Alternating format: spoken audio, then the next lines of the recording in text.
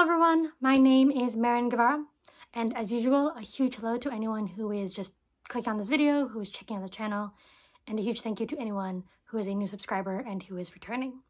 So today I'll be doing a book recommendation video, 4 books in particular that I feel I just don't see a lot of people talking about or even mention.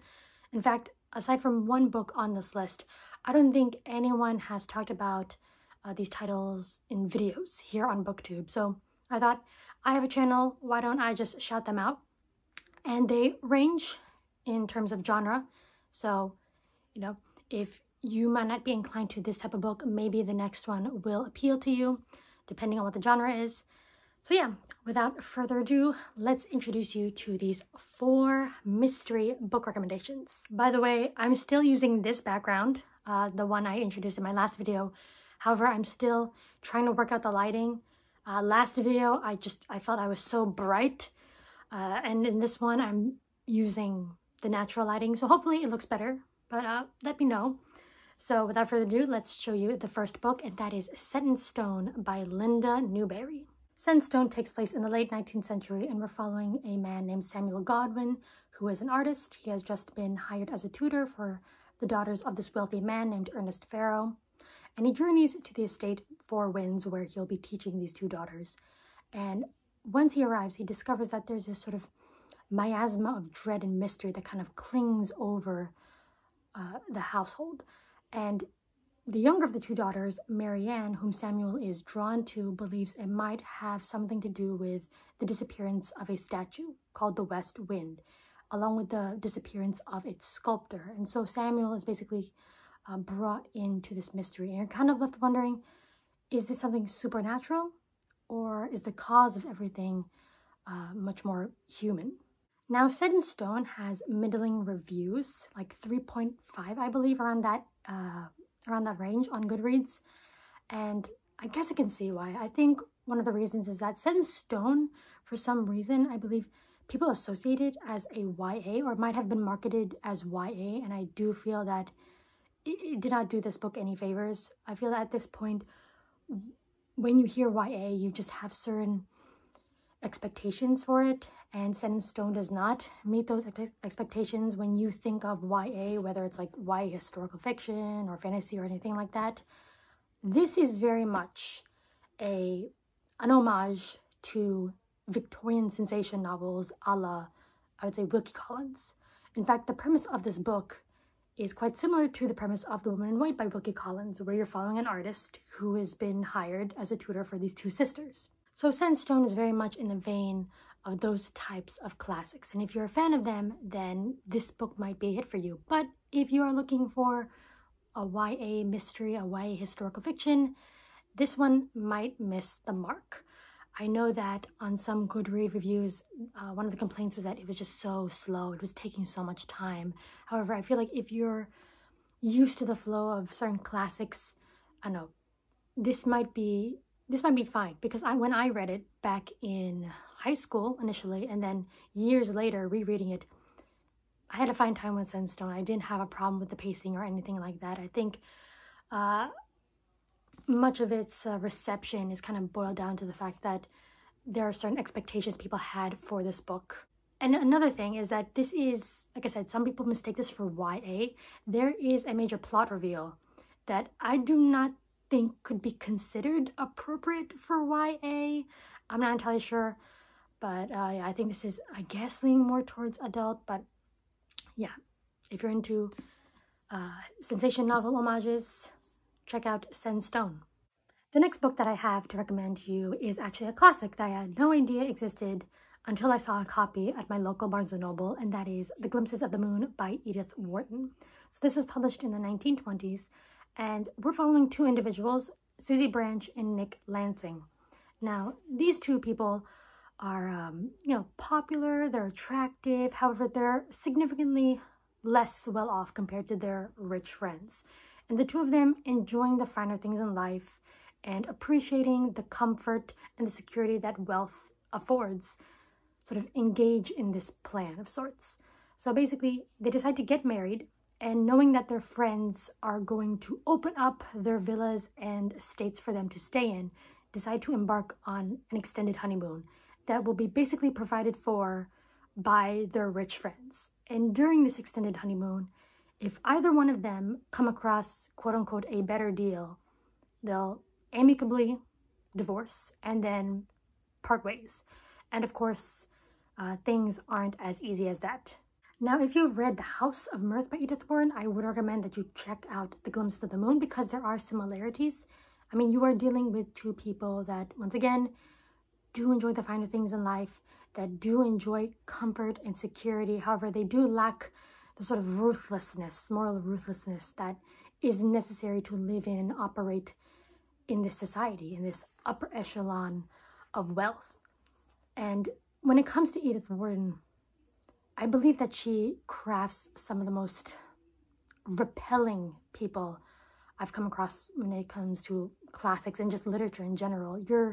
She introduces to you a society of people that are purely out in pursuing their own pleasures, just pure indulgence.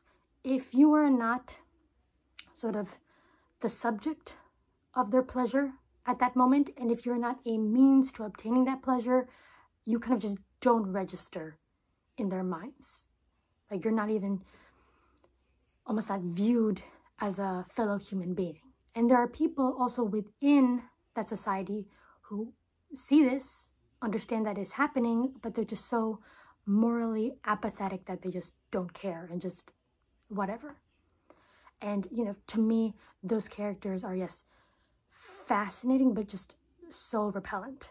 And here in Glimpses of the Moon, you do get a glimpse of that as well. And you see how Nick and Susie can't necessarily fit in with them. There's just something in their moral core that just doesn't allow them. It's very similar to Lily Bart in The House of Mirth. So if that interests you in any way, give The Glimpses of the Moon a try.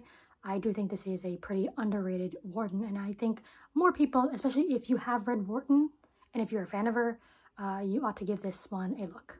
Now, the third book I have here to show you is a fantasy, but it's also a retelling, and it's Miranda and Caliban by Jacqueline Carey. Now, Jacqueline Carey might sound familiar to you because she wrote Kushiel's Dart. She wrote the Phage trilogy and all the trilogies that take place within that world. I read Kushiel's Dart for the first time this year, really enjoyed it. However, I read Miranda and Caliban first. Now, this might appeal to people who enjoy Shakespeare retellings, and yeah, that's what this is. It is a retelling of The Tempest by William Shakespeare, although the actual retelling portion happens towards the end of the book. This is very much a character study. Now, this book does have a middling rating. Last time I checked on Goodreads, it was around 3.7. Some of the complaints I've seen have to do with its slow pace, and I think that just boils down to the fact that this is very much a character study. This is about viewing the relationships not only between Miranda and Caliban, but their individual relationships with Prospero, this huge domineering figure within their lives. And this is very much a tale of unrequited romance, but then also doomed romance, because since they are children, they have been pawns in the plots of Prospero. They have been involved in machinations that have started, you know, by the time before they were born. And they did not choose this, but that's how it is. That's how it is to be. And at least from what I got out of this book, the idea that if Miranda and Caliban weren't these pawns, if they were given the freedom to sort of explore their relationship without, you know, Prospero breathing down their neck, there could have been a chance for this romance, this love, to have blossomed properly. But because they're not, because they are sort of chained to Prospero and are at his beck and call, basically, there is no chance for that to happen. Here you also have Jacqueline Carey's lush world building. Here in the mythology, you got, you know, the one god, but then you also have minor gods underneath him. You have, you know, these mystical rituals. One of my favorite parts about this book is the character of Ariel, who is this air spirit that Prospero basically enslaves. And it's just, he's another character that you see Prospero sort of binding to him. All these characters in one way are bound to Prospero, With Caliban and Ariel, it's through magic, but then with Miranda, it's a biological bond as well. It's a biological bond that ties her to Prospero, that kind of forces her to serve him, while it's magic that forces Caliban and Ariel to serve Prospero. So if you're looking for a Shakespeare retelling, if you're open to a doomed, unrequited romance, and if you are a fan of Jacqueline Carey and you've never heard of Miranda and Caliban, I highly recommend that you check this one out. Now for the last book I have to show you, I know there are at least 2 videos talking about this book, but I feel like more people ought to talk about this title more, and that is Mockingbird by Walter Tevis. Now, Walter Tevis you might know as the author of Queen's Gambit, which became a very popular Netflix series, I think a few years back. You might know Walter Tevis as the author of The Man Who Fell to Earth, which got adapted into the 1976 film that starred David Bowie. But I don't know if many people or any people have heard of Mockingbird, which is a science fiction book he wrote in 1980. And I picked this one up because the premise reminded me of Brave New World. This takes place in a dystopian New York, and here mankind can't read anymore. They're basically sedated, nannied over by a bunch of robots, and the head robot, who is overseeing the care of mankind, named Spofford, all he wants to do is die, but he can't. He has been programmed not to because the previous robots before him all took their own lives, so Spofford is stuck looking over mankind. Now, initially, I thought Spofford's perspective was going to be the one that we're mainly going to follow, that is going to form the heart of the story. However, it's not Spofford's, it's actually Paul. Now, Paul is a man in this book who has taught himself how to read. He befriends a woman named Mary Lou, and then together the two of them go on this discovery through reading. And what I love about Mockingbird is how it puts emphasis on the importance of literacy, of reading. As I mentioned in the premise of this book, humanity is kind of dulled down. They're sedated.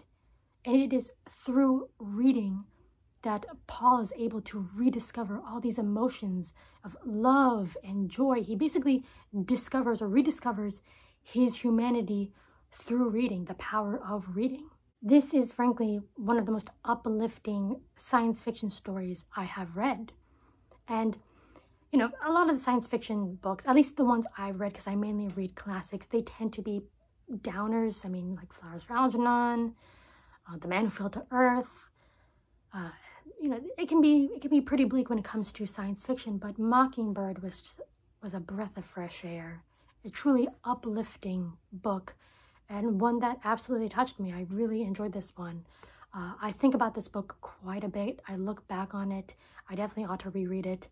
And I feel that more people ought to read Mockingbird and give it a try. So if you haven't heard about this book, if what I said interests you, please check out Mockingbird. I would love to know your thoughts about it. So these are the 4 books that I have to recommend to you. We got a nice spread of genres. We have science fiction, classics, we got historical fiction, and fantasy retelling. So yeah, let me know down in the comments if you've read any of these books. If I've interested you into picking up any of these, I would love to chat with you in the comments. And yeah, thank you for watching, and I'll see you in the next video. Bye!